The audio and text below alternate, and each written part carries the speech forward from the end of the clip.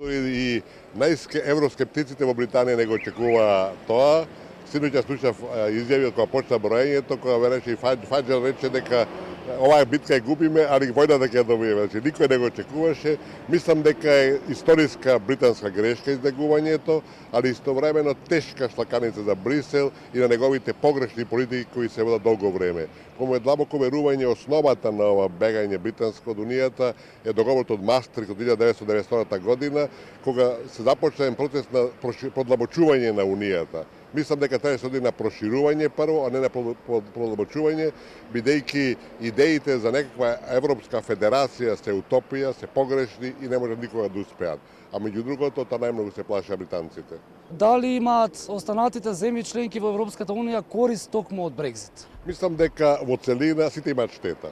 Можеби најмногу ќе имаат британците, зашто Европа обединета беше фактор на меѓународната сцена. Британија, иако е пета светска економија, сама е сепак еден мал сегмент. Европа обединета играше голема улога, сериозна улога и тоа сега веќе ќе доживува и самото тоа одедени промени. Сите губат, Британија веројатно најмалце, меѓутоа тоа е реалноста, следи понатака и Брисел веќе најави дека процесот на издегување на Британија ќе биде краток, ќе го направат најкус можен рок.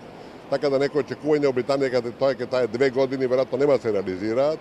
Али велам, ќе живееме во една нова Европа со многу нови моменти, со многу нови елементи, каде што може да има дури позитивни елементи во целина. Спомнавте нова Европа, еве накратко само, може ли да очекуваме нови референдуми на останатите земји членки за отцепување од Европската унија? Тоа не треба да се исклучи, меѓутоа знаете, да кажем уште еднаш, Европската унија е цивилизацијско достигнување, исто како еврото. Тие остануваат и тие се велам достигнување со кое треба се горде Европа. Може да има нови издегувања. За нас е најклучно дали ќе има нови влегувања. И мислам дека тука Македонија во целина нема некои последици од ова, бидејќи ние сме на мала држава, на трговски, на било кој начин, политички и социјален, нема да се чувствува ништо. Единствено станува прашање проширувањето, бидејќи не треба да забораваме дека една од главните аргументи на тие што беа за издегување од Унијата во Велика Британија беше што сакате Европска унија со Турција, Македонија, Босна и Херцеговина, ќе ги плашеа на некој начин со нас.